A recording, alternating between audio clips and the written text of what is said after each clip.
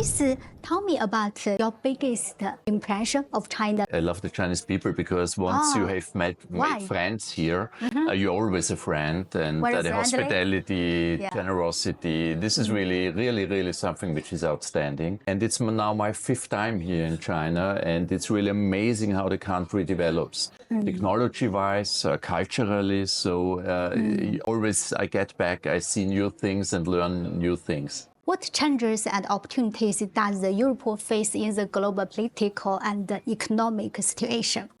So I think all the big economies, independently if it's Europe, China, or the United States, have been going through difficult years recently.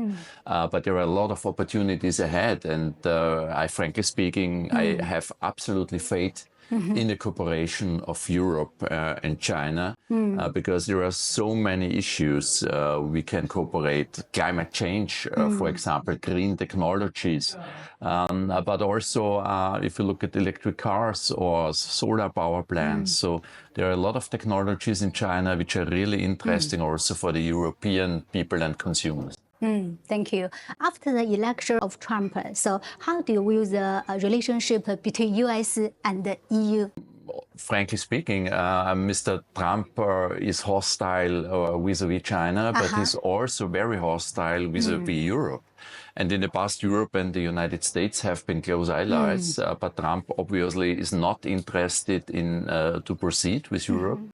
And so this means that Europe is now home alone, and we need to look for new cooperations, new alliances. And it goes without saying that the first and most important choice for Europe would be China.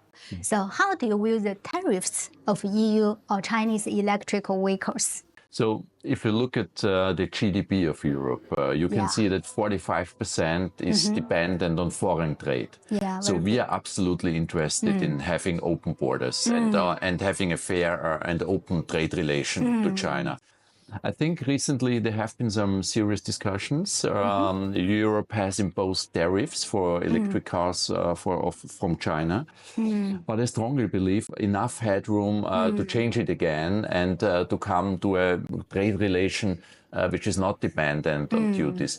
The discussions are still going on, and I'm very optimistic that we finally can find a solution which is in the mutual benefit of China and Europe, of course. Thank you. So now, how do you view the bilateral relations and cultural relations between China and Austria? There is a lot of exchange between China and Austria. China is a nation which depends on culture, and Austria is the same. And I think independently, if it's classic music or painting, we have just visited one of your most famous painters here in China, and I can tell you I was very much impressed, and I would love to see his work also exhibited in Austria. In what areas do the two countries have in-depth cooperation? First and foremost, economy. So we have 13 billion euros of trade volumes every year. That's so big. Yeah, that's a lot. That's really a lot of money. So China is our 3rd biggest foreign trading partner.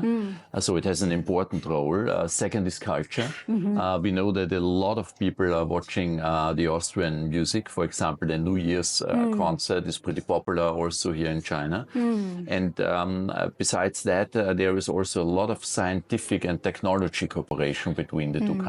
Finally, I really want to know what is the attitude of Austria or Chinese electric vehicles? Yesterday, I have been watching electric vehicles, and I was even going with an autonomous car with the technology of Huawei. And honestly, it was really a great impression. So the cars are beautiful. Technology-wise, they are very advanced. I really like the feeling to go with a Chinese e-car. Thank you. Oh, wow, you are so great. Thank you for your answer. Thank you for your time. Thank you for your presence.